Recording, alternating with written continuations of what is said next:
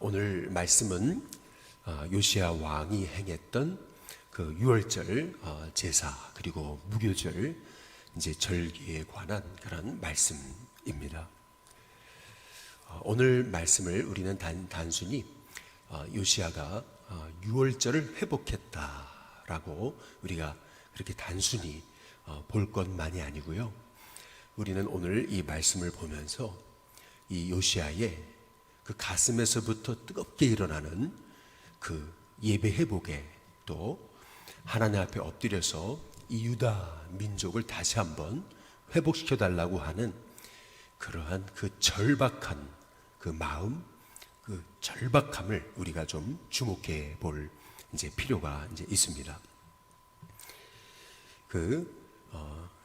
이건희 회장이 소위 그 핸드폰 화형식이라는 것을 통해서 약 핸드폰 15만 그 개를 화형 소위 불태워버리고 그리고 약 5천억 원 가치의 그 핸드폰을 완전히 불태우면서 우리나라에서 그래도 삼성이 그래도 1위였는데 세계적으로 본다면 우리는 1위다 이제 그러면서 그 삼성 직원들에게 우리에게 정말 이 절박함 그런 간절함이 없이는 이 핸드폰 경쟁 시대에서 우리는 살아남을 수 없다라고 하는 그러한 이 절박함에 대한 그 마음을 전달했던 것처럼 이 요시야는 지금 유다의 미래를 바라보면서 절박하게 이 유월절 회복과 이 절기 회복을 위해서 예배 회복을 위해서 소위 생명을 걸고 있다라고 하는 것을 우리가 이 말씀을 통해서 주목할 필요가 있습니다. 왜 이렇게 요시야의 이 유월절 이 절기를 회복했던 것이 요시야에 있어서는 절박하고 생명을 건 건가? 그 증거가 어딨냐라고 이렇게 물으실지 모르겠지만은 오늘 여기 7절에 한번 보시면 요시야가 그의 모인 모든 일을 위해서 제사장들에게 자기의 소유 양떼 중에서 어린 양과 어린 염소 몇 마리요? 3만 마리입니다. 3만 마리 그리고 수소 몇 마리요? 3천 마리를 내어 유월절 제물로 줬다. 이제 이렇게 이제 말하거든요. 소위 히스기야도 예배 회복을 위해서 이렇게 양과 소를 내어 놓았는데 솔선수범을 했거든요. 근데 그 히스기야가 솔선수범한 것에 비해서 이 요시야는요 몇 배가 됩니다. 지금 이 어린 양, 어린 염소가 무려 3만 마리라 그랬어요. 그리고 수소는 3천 마리라 그랬습니다. 소위 3만 3천 마리를 내어주면서 유월절 제물로 줬다. 이제 이렇게 이제 말하는 것을 우리가 좀 주목해 볼 필요가 있는데요.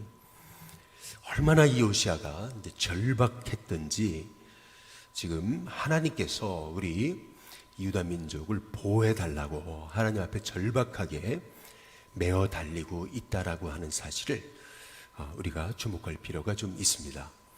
얼마나 이 요시야가 간절하게 이렇게 유월절 이 절기를 지킨 것인지 오늘 18절에 한번 보시면은 선지자 사무엘 이후로 이렇게 얘기했습니다. 사무엘 이후로 이스라엘 가운데서 유월절을 이같이 지킨 적이 없었다 이제 얘기하잖아요. 심지어는 이스라엘 모든 왕들도 요시야가 제사장들과 레위 사람들과 모인 온 유다와 이스라엘 무리와 예루살렘 주민과 함께 지킨 것처럼 이렇게 유월절을 지키지는 못했다. 이제 이렇게 이제 얘기하고 있는 것을 우리가 볼 때 요시야의 유월절은요 그냥 유월절이 아니었습니다. 소위 이제 유월절이라고 하는 것은 이스라엘 백성이 이 애굽에서 그들이 하나님께서 그들의 종됨을 이제 해방시키실 때 이제 드디어 하나님께서 이스라엘 백성을 바로의 손에서 구원하시고 이제 홍해를 가르기 전에 이스라엘을 애굽에서 건져주신 그 사건을 이제 그것이 유월절의 유래가 아니겠습니까? 이제 그렇다고 본다면 지금 요시야는 이 유월절 절기를 통해서 하나님 이 나라와 민족을 다시 한번 이 모든 이방 땅의 손에서 우리를 건져달라고, 우리를 이 모든 이 위험한 이 위기 상황에서 이 세계적인 이 정치, 이 사회의 격동의 시기에 하나님 이 민족을 살려달라고 하는 그러한 간절한 그 소원과 고백이 이 6월절 이 절기 제사를 통해서 우리가 살펴 이제 보아야 이제 한다라고 하는 것입니다. 당시에 이 요시야가 통치하던 그 시기는 BC 627년에 아수르의 아술바네발 왕이 이제 죽게 되어 이제 그러면서 이제 아수르가 점점점 옛날의 영광을 잃어가던 이제 시기였습니다. 그러나 그럼에도 불구하고 아직은 아수르가 망한 것은 아니죠.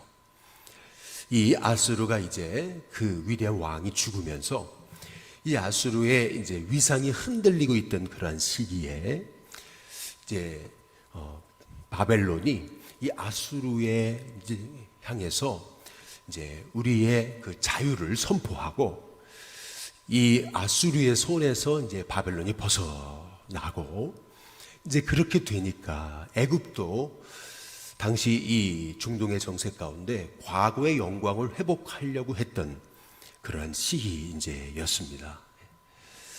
이제 바벨론이 아주 무섭게 이제 드디어 이제 일어나고 있던 그 시기, 이제 그러다 보니까 이 중간에 끼었던 이 남유다는 완전 이 국제 정세에 있어서 힘없는 그러한 나라로서 이리 흔들리고 저리 흔들리는 그러한 소위 풍전등화의 위기 가운데 있었던 나라가 이제 이 남유다였던 것이죠.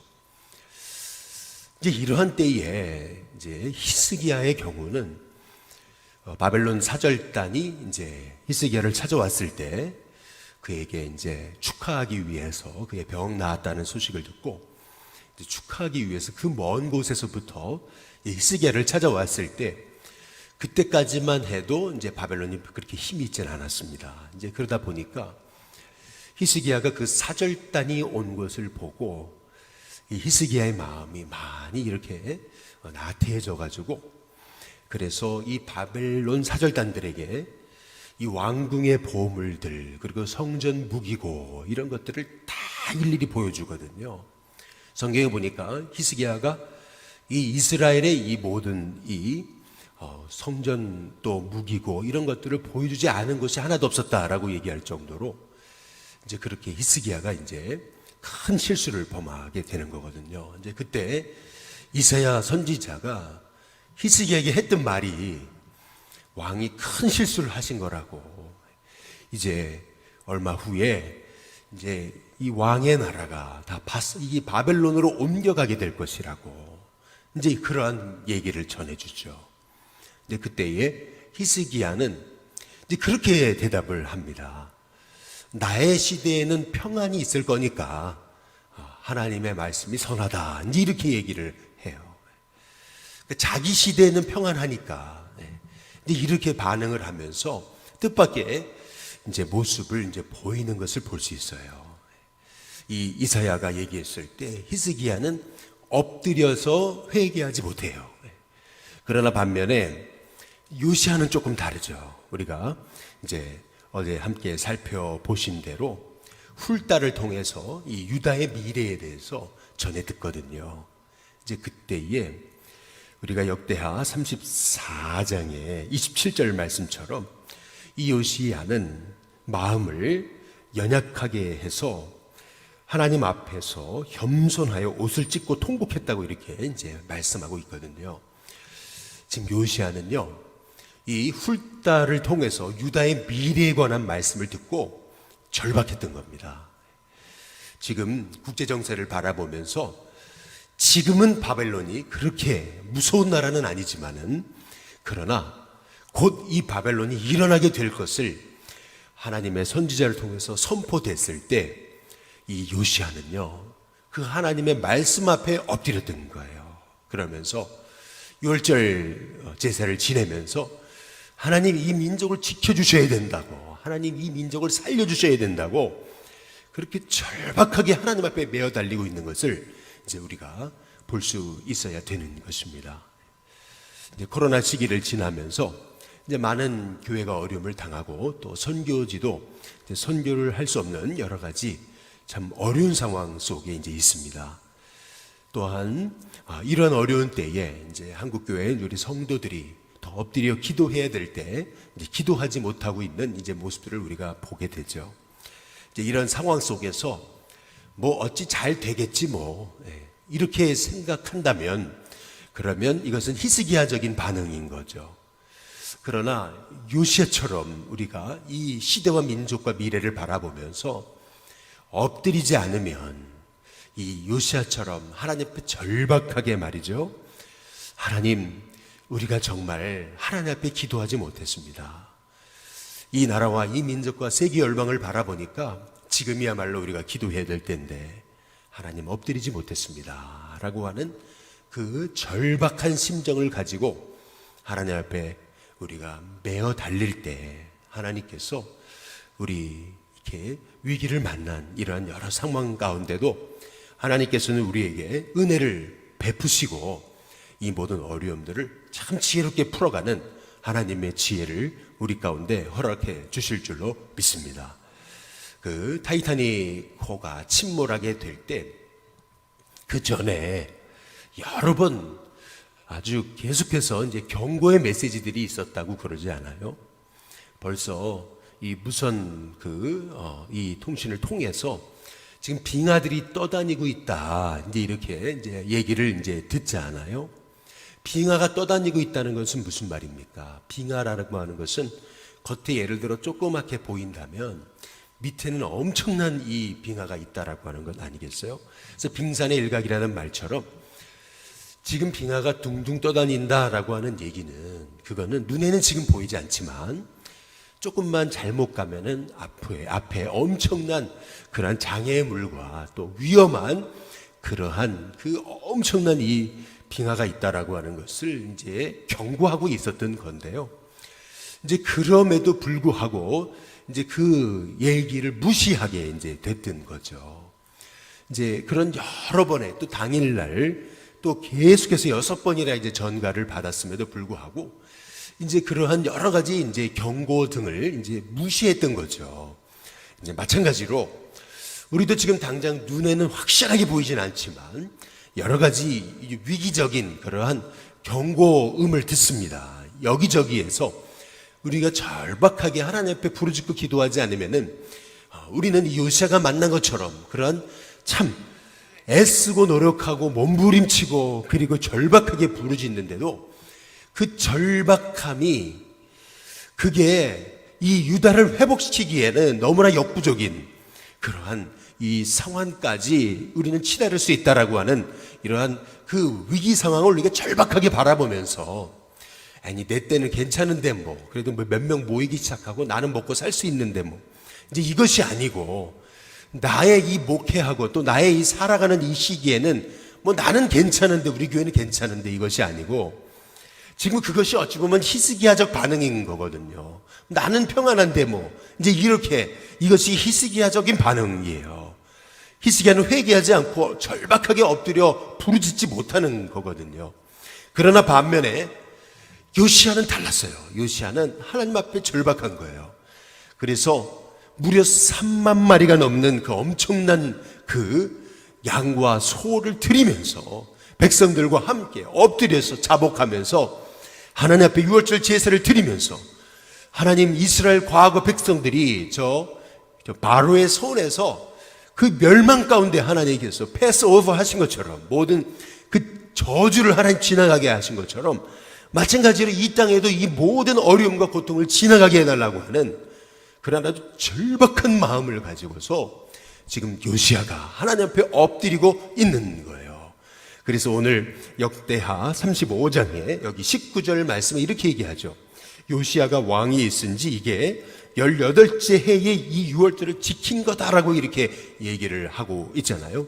바로 이 시기적인 상황을 이 역대기 기자는 지금 말하고 있는 것이죠. 결국에는요, 아술은 605년에 멸망하고 역사에서 사라집니다. 그리고 이제 바벨론이 일어나기 시작하는 거죠. 그러면서 엄청난 이제 고난이 이제 유다 땅에 몰아닥치기 시작하는 것이 이제 여러분이 내일부터 또 그 다음에 계속 보시게 될 유다의 역사인 것이죠. 우리는 이 시기적인 상황을 이렇게 내다봤던 이 요시아의 마음을 가지고 다들 우리 괜찮은데 우리나라에서 1등인데 이것이 아니고 절박하게 하나님 이 나라와 이 민족이 세계 열방을 바라볼 때 하나님 지금이야말로 우리가 엎드리며 요시아의 마음을 가질 때가 맞습니다. 하나님 우리를 기도하게 하시고 부르짖게 하시고 하나님 이 시대 열방을 바라보면서 요시아의 절박함을 우리에게 허락하시고 하나님 앞에 기도함으로 하나님 우리가 회복과 변화의 불씨로 쓰임받는 하나님의 종들이 되게 달라고 기도할 수 있는 저와 여러분이 다 되시기를 주님의 이름으로 축복합니다. 우리 시간 찬송가 295장 함께 찬양 부르겠습니다. 295장입니다.